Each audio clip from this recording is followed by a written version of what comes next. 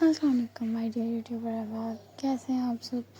امید کرتی ہوں خوش ہوں گے، آباد ہوں گے اور نیو ایپیسوڈ کا آف کورس ویٹ کر رہے ہوں گے۔ یار ویٹ کرنا بنتا ہے، ایپیسوڈ سے اتنے مزے کے جا رہے ہیں، تو چلیے پڑھ لیتے ہیں عشق میں بسم اللہ ایپیسوڈ 137 پارٹ 1۔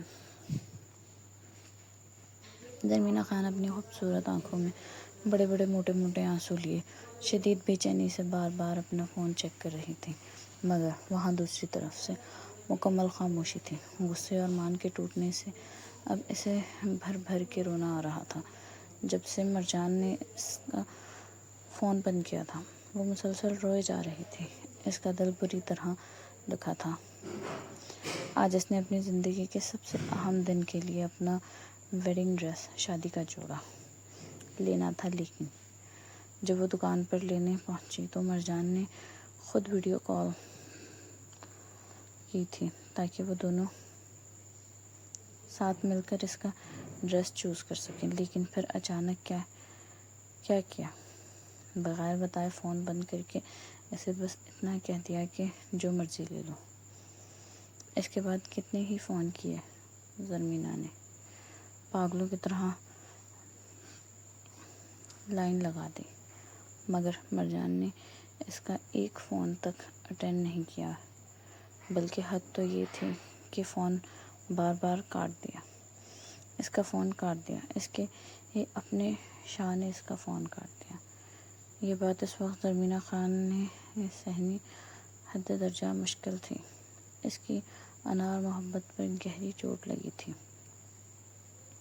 اور وہ اس کا غصہ اس پل اپنے عروج پر پہنچا ہوا تھا۔ تبھی اچانک اس کے بند کمرے کے دروازے پر دھیمی سی دستک ہوئی۔ زرمینہ نے جھٹکے سے اپنے بہتے ہوئے آنسو صاف کیے، اپنی آواز کو سنبھالا اور تھکے لہجے میں بولی، آ جاؤ۔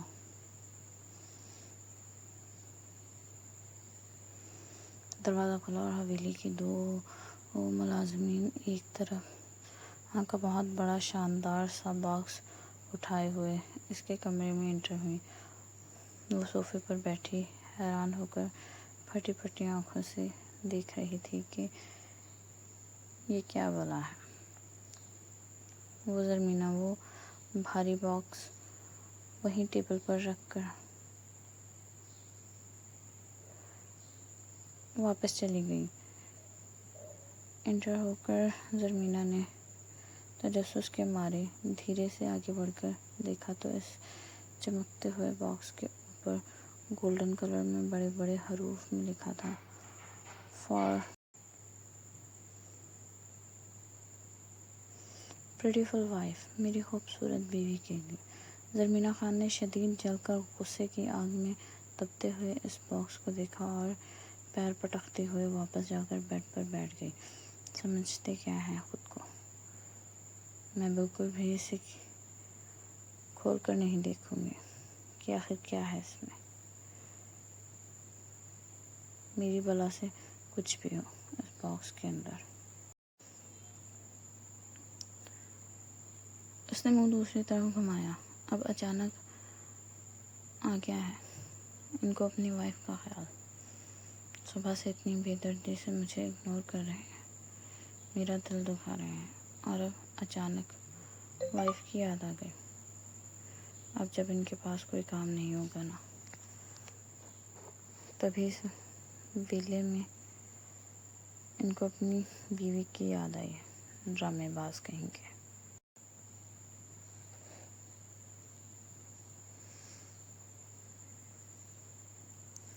وہ اکیلے کمرے میں مرجان کی اس حرکت پر بری طرح کھڑ رہی تھی اور اس کا غصہ کم ہونے کا نام نہیں لے رہا تھا، جبکہ اسے کیا معلوم تھا کہ اس کا شاہ کس خونی جنگ سے گزر کر اس کے پاس پہنچا ہے۔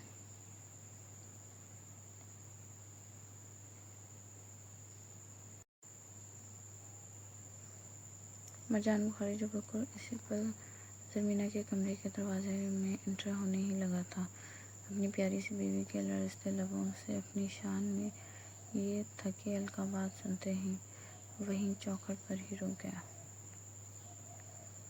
وہاں زرمینہ اپنے کمرے میں بالکل بے خبر مسلسل اپنے شاہ کو کوس رہی تھی، اس پر اپنا سارا غصہ نکال رہی تھی۔ مرجان بخاری اس وقت ایک شاندار آف وائٹ شرٹ کے ساتھ بلیک پینٹ پہنے ہوئے تھا، آستین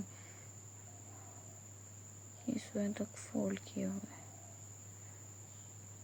دونوں بازو اپنے چوڑے سینے میں باندھے، ایک دلکش تکی انداز میں کھڑا اپنی بیوی کو دیکھ رہا تھا، جس کی زبان کے یہ انوکھے جوہر وہ زندگی میں پہلی بار دیکھ رہا تھا۔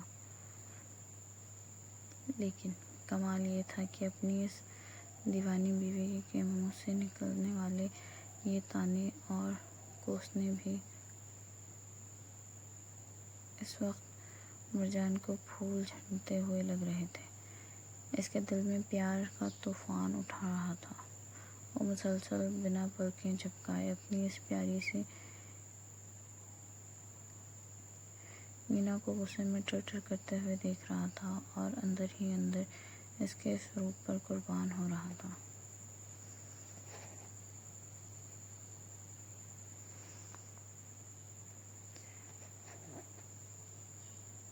زرمینہ نے بیڈ پر بیٹھے بیٹھے پھر اس کے بڑے سے باکس کی طرف دیکھا اور ایک بار پھر زور سے منہ موڑ لیا۔ بالکل نہیں دیکھوں گی اس باکس کو۔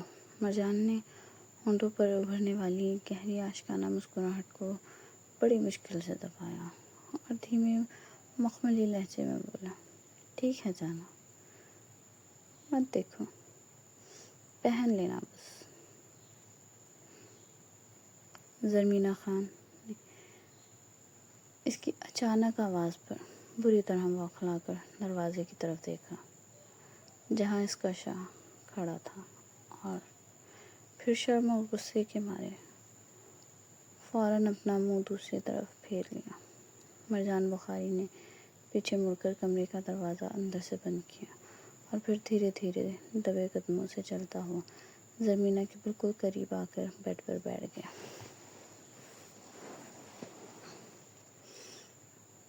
اس کے بیٹھتے ہی بیڈ کے اس وزن سے ایک طرف جھکا۔ ناراض ہو جانے من، اس نے زرمینہ کے کان کے پاس جھک کر سرگوشی کی۔ زرمینہ نے پھر سے ایک چھوٹا سا منہ پھیلایا اور ضدی بچے کی طرح بالکل دوسری طرف دیکھنے لگی، جیسے اسے مرجان کی موجودگی سے کوئی فرق ہی نہ پڑ رہا ہو۔ مرجان بخاری گہرائی میں مسکرایا اور اس کے وجود کے تھوڑا اور قریب ہو کر رومانوی لہجے میں بولا، اتنا ناراض ہے میری جان؟ اور پھر بھی ضد چپ رہی، کوئی جواب نہ دیا۔ مرجان اب تھوڑا اور قریب ہوا، اس حد تک قریب کہ اب مرجان کی گرم اور تپتی ہوئی سانسیں زرمینہ کی گوری مخمتوری گردن کو بری طرح جلا رہی تھی۔ اس کی رگوں میں کرنٹ دوڑ رہا تھا۔ زرمینہ اس جان لیوا قربت پر خود میں سمٹنے لگی، اس کے دل کی دھڑکنیں بے قابو ہونے لگی۔ تبھی مرجان کی آواز حد سے زیادہ بھاری اور مدہوش کن ہو گئی، کتنا ناراض ہو جان بتاؤ؟ اگر اب آپ نے مجھے جواب نہیں دیا تو پھر میں ان کے گلابی ہونٹوں سے میرے ہونٹ خود ہی بڑھ کر سب کچھ پوچھ لیں گے۔ مرجان کی اس حد درجہ ڈیپ اور سنسنی خیز سرگوشی پر زرمینہ کے پورے وجود میں جیسے آگ لگ گئی۔ اس کی نرم ہتھیلیوں میں خوف اور شرم کی مارے پسینہ آنے لگا۔ اس صورتحال سے گھبرا کر زرمینہ نے جلدی سے اپنا سر نفی میں ہلایا کہ وہ ناراض نہیں ہے۔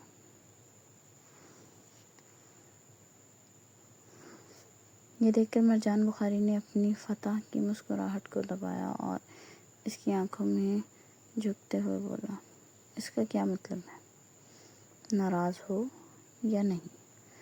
زرمینہ بری طرح گھبرا کر لرزتے لبوں سے بولی، نہیں ناراض نہیں۔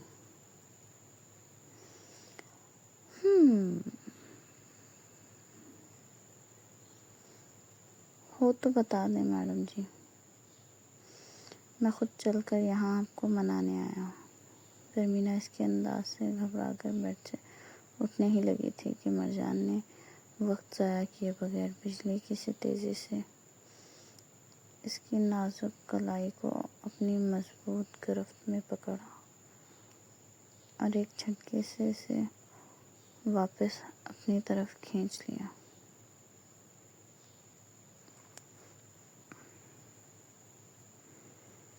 اس نے زرمینہ کو واپس بیڈ کے نرم گدے پر دھکیلا اور اسے اپنے حصار میں لیتے ہوئے وہ اس کے معصوم وجود پر تھوڑا سا جھک گیا۔ دونوں کے چہرے ایک دوسرے کے بے حد قریب آ گئے۔ مرجان نے اس کی آنکھوں میں دیکھتے ہوئے نہایت گہرے اور جذباتی لہجے میں کہا، آپ بس 2 دن سکون سے بیٹھیں، پھر زندگی میں کبھی آپ کو خود سے ناراض نہیں ہونے دوں گا۔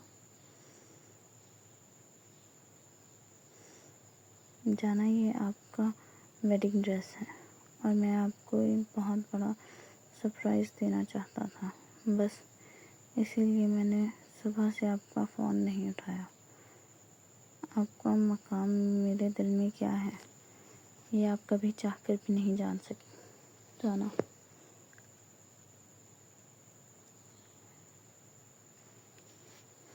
میرے دل کی سب سے اونچی، سب سے مقدس منصب صرف اور صرف آپ کی ہے میڈم۔ آپ کے ہونے سے، آپ کے سانس لینے سے اس مرجان بخاری کا دل دھڑکتا ہے۔ اس کو اگنور کروں گا جانا؟ کبھی کوئی اپنی چلتی ہوئی سانسوں کو بھی اگنور کر سکتا ہے بھلا؟ آپ تو میری سانسیں ہو۔ اس نے زرمینہ کے چہرے پر بکھری بالوں کی لٹ کو ہٹایا اور اس کے گال کو چھوتے ہوئے مزید ڈیپ لہجے میں بولا، بس اب ہمارے ملن کی گھڑیاں بے حد قریب ہیں حضور، تھوڑا سا ٹائم دیں، پھر دن اور رات صرف آپ کو مناؤں، آپ کو سراہوں گا، آپ کی روح کی گہرائیوں میں سما جاؤں گا۔ مرجان کے ان حد سے زیادہ جذباتی اور رومانوی ڈائیلاگز پر زرمینہ کا گورا چہرہ شرم کے مارے بالکل سرخ گلال بن چکا۔ وہ اس کی آنکھوں کی تپش برداشت نہیں کر پا رہی تھی۔ مرجان بخاری نے نہایت عقیدت اور محبت کے ضمے میں جھک کر پہلے اس کی جھکی ہوئی مخمور آنکھوں کو چوما، پھر اس کی پاکیزہ پیشانی پر اپنے لب رکھ دیے اور پھر دوبارہ اس کی لرزتی ہوئی آنکھوں میں دیکھ کر شرارت سے بولا، آج کی آزادی ہے آپ کو حضور۔ 2 دن کے بعد میری ان باہوں کی پناہوں کے سوائے کوئی دوسرا راستہ نہیں ہوگا آپ کے پاس۔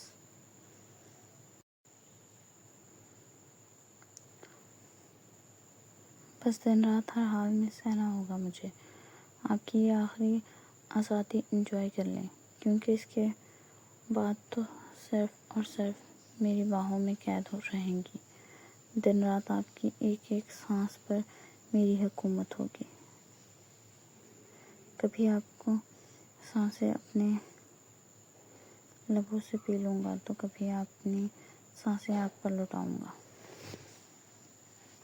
یہ کہتے ہوئے وہ مزید نیچے جھکا اور نہایت گہرائی اور والہانہ پن سے اس کے کانپتے ہوئے گلابی لبوں کو ہلکا سا چومتا ہوا ایک دم بیڈ سے اٹھ کر کھڑا ہوا۔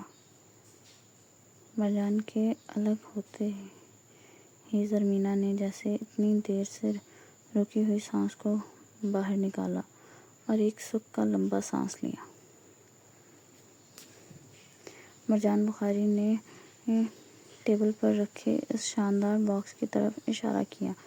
آپ اسے اچھی طرح چیک کر لینا جان، اس جوڑے میں جو چیز بھی رہ گئی ہوگی مجھے فون بتا دینا، میں خود جا کر لے آؤں گا۔ میں باہر جاتا ہوں، مجھے کسی کو فون کرنا ہے۔ گڈ لک یہ کہتا ہوا وہ فوراً زرمینہ کو اس کی حیا کے ساتھ وہیں چھوڑ کر جلدی سے کمرے سے نکل گیا، اور وہاں زرمینہ خان نے ایک لمبا اور گہرا سانس لیا، جیسے اس وقت مرجان کے اس بھاری رومانوی حصار سے جان چھڑانے کا شکر منا رہی ہو، مگر اس کا دل اب بھی مرجان کے پیار کی تپش سے بری طرح دھڑک رہا تھا۔ جاری ہے۔